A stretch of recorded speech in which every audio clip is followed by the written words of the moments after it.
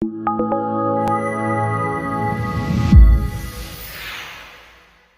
going to go through and we're going to show you what it takes to get this aligner set up. And you know, I found someone that has never done an alignment, so we're going to go ahead and get some help here for someone that hasn't done this to show you how it really works as far as speed and such. So I'm going to bring Harrison in real quickly here. He hasn't done an alignment before. And Harrison's going to help us out first. He's going to show us a little bit of a tool here. This tool is for checking actually tire depth. So we're going to go ahead and do a tire depth check. Go ahead, Harrison. Let's start it off if you would.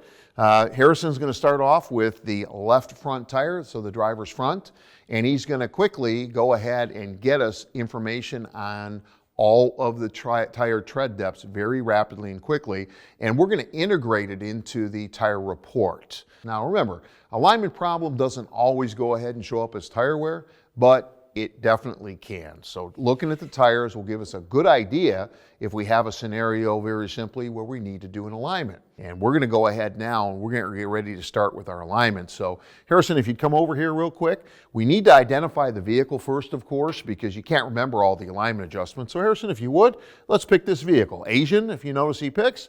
And then he's going to go ahead and pick the Lexus that this is. So he's going to scroll down to Lexus, of course. Notice how easy it is. Then he's going to pick the right Lexus model of this particular vehicle.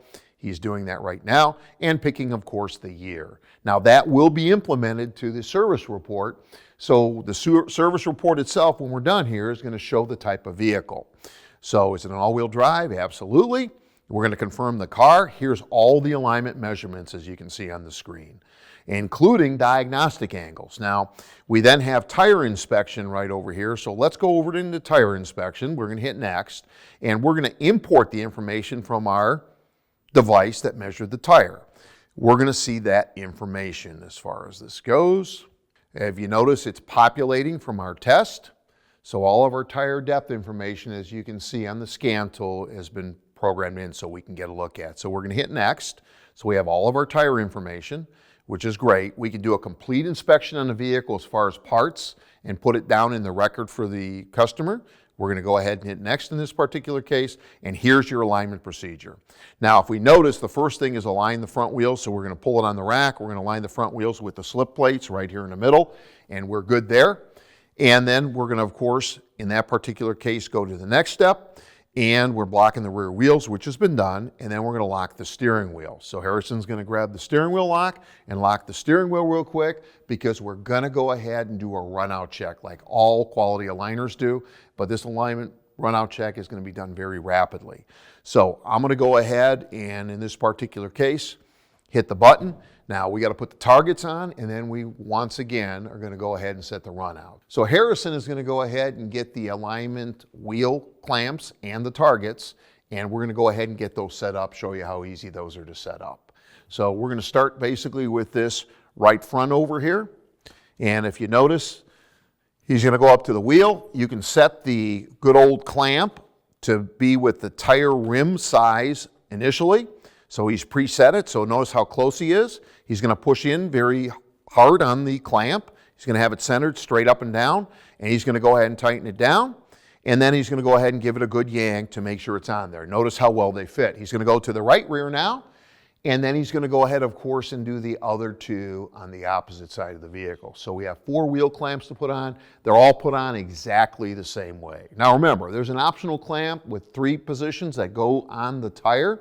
Makes it a little quicker, but this clamp is inexpensive and they work extremely well. They're very repeatable and such also. And then what we're going to do, like I said, is we're now going to take the next step, which is we're going to go ahead and put the actual head units on. And you'll be a little surprised where they hook up because they fit right in the center of the car. Now, the nice thing about that is, of course, the beams and such have a very short distance to travel.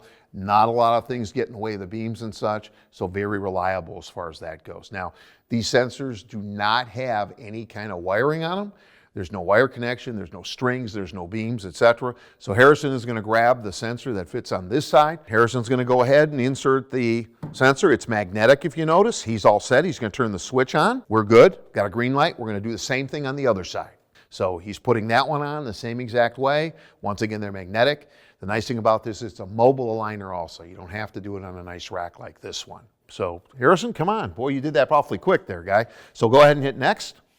So we're ready at this particular point. We've got the sensor on. It's telling us how to do it just to make sure we know it. If you notice, it's step by step. It tells us to make sure that we have a good path. So we're ready to go on. So Harrison, you ready to keep rolling? So go ahead. We're going to hit start calibration now. And it's going to go through, since we've just put everything together, it's going to go ahead and do a calibration to ensure that the calibration is correct. We are ready to go. So Harrison's going to hit next. And then what we're going to do now is our compensation. So Harrison is going to roll the vehicle, and I'll give him some instructions so he can see it real quickly. But he's going to roll it back, and if you notice on the screen, it's showing him actually rolling it back. He's going to get to the green area on the vehicle as he rolls it back. And when he gets to that green area and goes just past the green area, it's going to tell him push it forward. So he's ready to push it forward now. So he's going to push it back to where it was, and this does a compensation to make sure that all the sensors are reading accurately as far as their position that we placed them at. Notice we're in the green area now, and it's got a check mark, and we're ready to go. He's going to put the wheel chock back in, and that is basically our rolling compensation procedure. So now we're going to go ahead in this particular case and remove the steering wheel lock, because we're going to do a caster included angle measurement, which is very important to make sure that we're in good shape as far as this alignment goes. So we're going to go ahead and unlock our steering wheel. And when we unlock the steering wheel, we're going to go ahead now and turn the wheel. Since we're turning the wheels, we're going to go ahead basically and remove the actual pins in the good old turn plates, because the turn plates have to be able to move so that we can go ahead and do an actual alignment examination. So I'm going to hit next. And then we're going to go ahead in this particular case. It gives us all the instructions on the screen, if you notice. It's telling us, please turn the steering wheel to a straight ahead position. So we want the steering wheel straight ahead. There we go, straight ahead, as you can see on the screen. Now it's telling us, please turn the steering wheel in any direction. You can pick either left or to the right. So Harrison's going to go all the way over to the left in this particular case. And he's going to get into the green area and go just beyond it. Now it tells us go to the right. So he's going to bring it back to the right. It's going to go ahead and take the reading and then return the steering wheel to the center straight ahead position. Once it does that, we're all set there. And believe it or not, there's our alignment reading. There's our measurements. So we do have a situation where we need some alignment work done here. If you look especially at the right front camber angle, we've got a concern, and we need to go ahead and make some adjustments as far as that goes. We are ready to go at this particular point. Harrison's done a great, what do you think of your first time doing an alignment check? It was really easy. Yeah, really easy. Now, here's the interesting thing. Harrison also went ahead and hit the print button for me, and look at this. I've got the full copy of the exact alignment printout here. I know not only the alignment angles, but I also have all the adjustable angles on here, and I have the fixed angles for diagnostic purposes. I can tell if I do have a bent strut, I have a frame with a problem. I can tell if one tire is set back because the car was in an accident or we had a big curb maybe. So all of that stuff is there. Stay tuned for more alignment training and have a great time at it.